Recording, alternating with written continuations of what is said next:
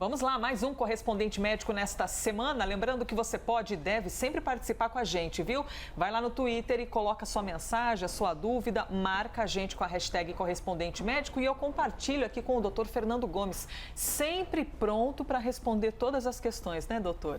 É isso mesmo, Elise. A gente quer a sua participação. Afinal de contas, vamos trabalhar. Vamos trabalhar. E a gente começa aqui com um assunto bastante importante, porque faz tempo que a gente recebe mensagens do pessoal que faz parte do grupo de comorbidades, perguntando: posso tomar vacina, não posso? Qual é o efeito colateral para tal grupo que pertence a esse pessoal de comorbidades? Vamos lá então. O Ministério da Saúde recomendou que os governos estaduais e municipais convoquem pessoas com comorbidades e que isso seja feito de acordo com a idade. Cada local vai determinar ali, estipular como vai ser o seu cronograma de vacinação, levando em conta então a idade.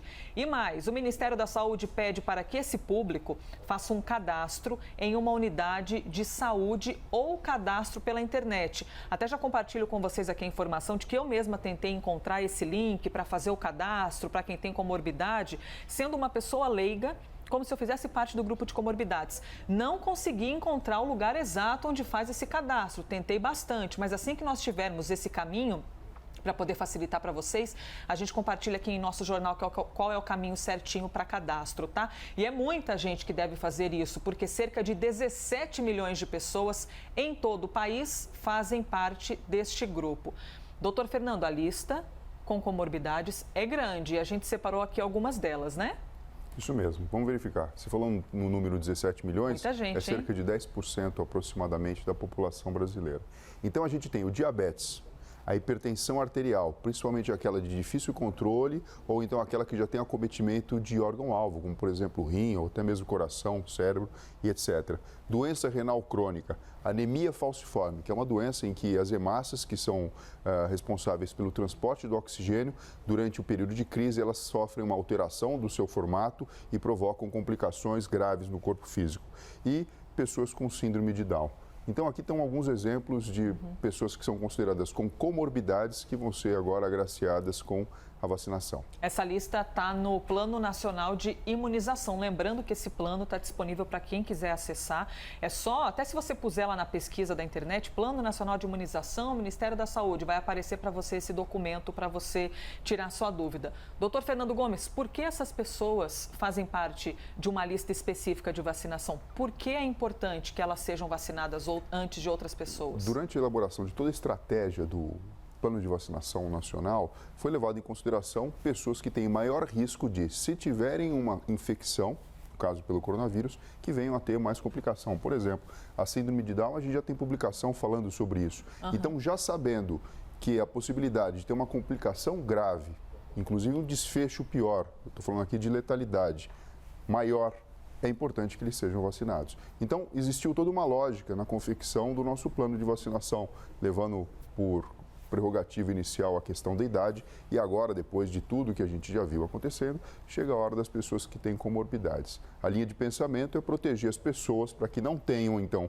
uma complicação e percam a vida. Explicações, então, do doutor Fernando Gomes. Doutor, como as pessoas podem provar que elas têm comorbidade? Porque, por exemplo, a gente não está falando de alguém com o braço quebrado que vai aparecer ali visivelmente com o braço machucado. São doenças que, fisicamente, esteticamente, assim, digamos, muitas vezes não tem nenhuma demonstração de que a pessoa é acometida por essa doença. Tem de levar um comprovante, então? Sim, mas isso não é difícil de você provar. Você tem como recurso, acho que o mais forte de todos, né, um atestado médico, a comprovação de receita de medicamentos que você faz de uma forma crônica. Então, você consegue, dessa forma, demonstrar que você é portador da doença e, portanto, vai ser agraciado no momento com a vacinação. Muito bem, quer mandar a sua pergunta, a sua questão aqui pra gente? Já estão chegando perguntas, viu? Pela hashtag correspondente médico. Vamos ver aqui então o que temos para o doutor Fernando Gomes responder para você. Primeira pergunta chega do André Luiz Cândido. Asma e obesidade são consideradas comorbidades para vacinação, doutor? Então, excelente pergunta do André Luiz, porque aqui a gente começa a explicar um pouquinho o que é comorbidade e que tipo de comorbidade, então, acaba sendo levado em consideração.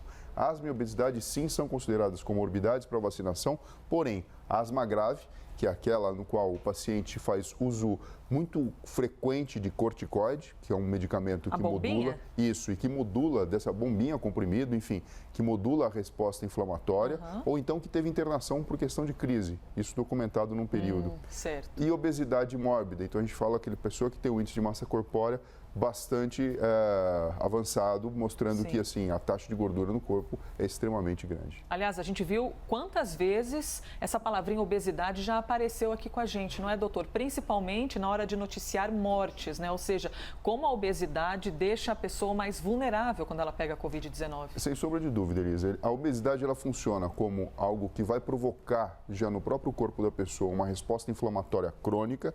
Então, juntando com a própria inflamação que o coronavírus provoca, você tem um prato cheio para uma má evolução.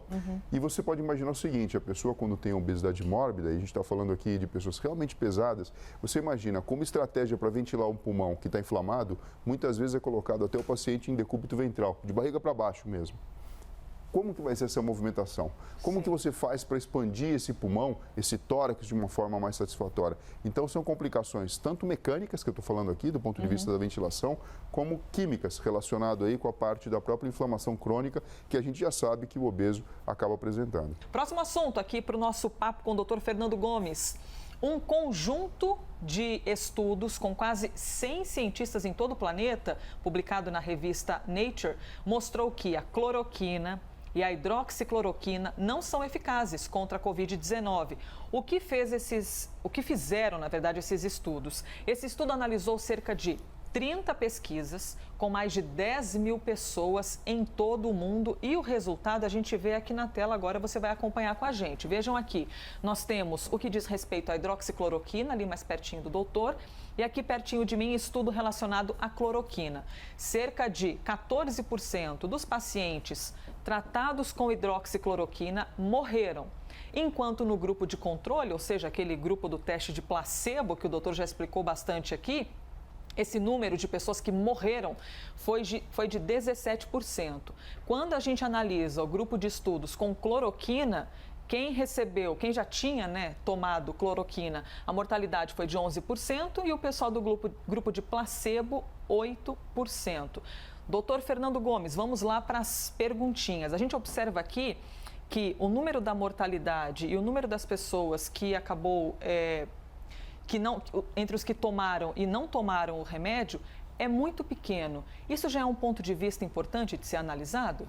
É um ponto de vista importante, você pode imaginar, existem recursos estatísticos que conseguem provar se essa diferença, de fato, ela é real, se ela é o que a gente chama, estatisticamente significativa ou não. E os trabalhos mostraram que não. Na verdade, assim, não influenciou nem para melhorar, nem para piorar. Mas aqui a gente está vendo um trabalho muito bonito da ciência, né? Porque houve uma grande discussão, não só dentro do nosso território nacional, mas ao redor do mundo. De fato, seria muito interessante, tem um racional teórico, porque a cloroquina e a hidroxicloroquina, elas atuam num ponto de entrada do vírus dentro da célula. Então, assim, a gente percebe que num livro teórico teria tudo a ver. E realmente funcionaria. É um remédio de fácil aplicação, óbvio, ele tem complicações, tem cuidados que precisam ser levados em consideração, mas quando a gente abre estudos, e se faz uma revisão sistemática, olhando diversas publicações ao redor do mundo, não mostraram um impacto importante a ponto de justificar a utilização do mesmo nessa patologia. Pois é, doutor, porque existe uma diferença, entre os que tomaram cloroquina, hidroxicloroquina e o placebo. Só que essa diferença é muito pequena, Por isso que acabou mostrando, como o senhor explicou, que na verdade não foi nem para o bem nem para o mal. Demonstrou que não tem muito efeito, porque não há muita diferença entre os dois. Exato. Agora é lógico, Elisa, é lógico que para uma pessoa, para um indivíduo específico, até pode ter feito um efeito positivo e ter de alguma forma modulado a inflamação e ajudado. Assim como pessoas podem ter apresentado arritmia cardíaca e ter falecido por conta disso. Então, a arritmia cardíaca que é uma das complicações mais graves que pode acontecer.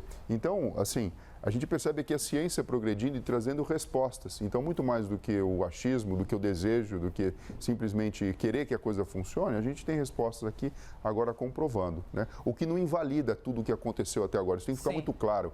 Numa situação de pandemia, a gente precisa pensar e agir rapidamente. Às vezes a gente acerta, às vezes nem tanto, mas o que a gente não pode fazer é ficar parado. Então, diante de uma situação difícil como essa, a gente vê uma história interessante, do progresso da ciência, trazendo informações hoje e mostrando, na verdade, uma resposta devido à nossa atividade. Porque se a gente ficasse parado e não tivesse tomado nem cloroquina, nem hidroxicloroquina, nem sequer a gente teria essa resposta. Né? Exato. Pois é, a ciência entrou nessa corrida danada no mundo inteiro. A gente está falando aí de aproximadamente 10 mil pessoas que fizeram parte desses testes para agora nós termos esses resultados. Doutor, uma dúvida que muitas vezes fica na cabeça das pessoas, cloroquina e hidroxicloroquina, são a mesma coisa? São coisas diferentes? Qual é a diferença, doutor? Então, o nome é bem parecidinho, né? Cloroquina e hidroxicloroquina, mas são diferentes. A hidroxicloroquina, a única diferença que ela tem da molécula para a cloroquina é a presença de um átomo de oxigênio. Você vai falar, mas só um átomo? Sim, só um átomo, mas é capaz de provocar uma mudança danada. Em termos de complicações, de efeitos colaterais, a cloroquina apresenta muito mais efeito colateral, em termos de potência de complicação, do que a hidroxicloroquina. Se a gente fizer um paralelo com, por exemplo, o etanol e o metanol, que tem como diferença uma molécula de carbono, a gente percebe que o metanol, se ingerido, pode provocar morte, né? E o etanol vai provocar, na verdade, a intoxicação alcoólica que a gente conhece, mostrando que pequenas diferenças sutis nas moléculas, com composição de um átomo a mais, pode interferir demais na relação com o corpo físico e com toda a orquestra bioquímica que existe dentro das nossas células. Explicado pelo Dr. Fernando Gomes, aí as diferenças. Você tem dúvida? Manda pra gente, viu?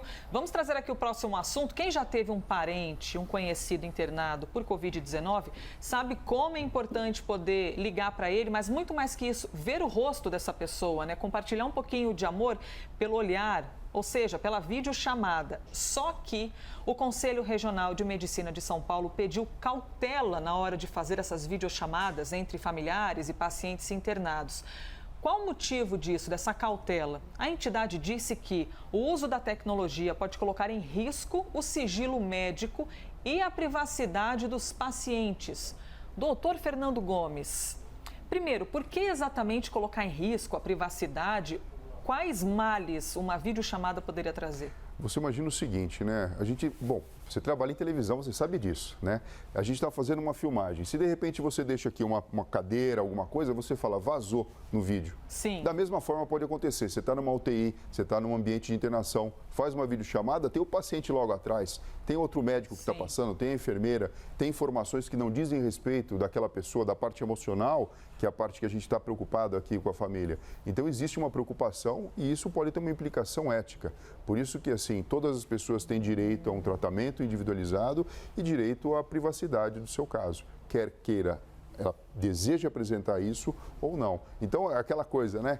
O meu direito termina quando o direito do outro começa. Sim. E assim sucessivamente. Ou seja, se eu estiver fazendo uma videochamada aqui, me mostrando, e aí de repente eu mostrar o senhor que está ao meu lado, um outro paciente, passando às vezes por um momento em que você não quer que seja exposto, você quer a sua privacidade. Sim, e para evitar isso. Sim, outras coisas, como por exemplo, eu estou aqui sendo atendido pelo meu médico e de repente a pessoa liga a chamada ou liga o telefone e deixa aquela conversa acontecendo, outra pessoa grava, usa aquilo de uma outra maneira. Então, assim, existe uma preocupação muito grande, porque são informações importantes que muitas vezes podem impactar na vida das pessoas e até mesmo no exercício profissional. Doutor Fernando Gomes, e como isso afeta em nosso cérebro? Poder ver a família, trocar aquele amor pela imagem? Então, vamos falar agora da coisa boa, né? Da parte boa. Porque assim, esse recurso tecnológico, ele ajuda muito em abrandar as nossas emoções negativas. Eu estou falando da ansiedade, do medo, dessa paura, na verdade, de perder as pessoas que a gente ama. Quando você faz uma videochamada, a informação visual, ela tem contato direto com o lobo occipital, que é a parte posterior do cérebro, onde as imagens são formadas.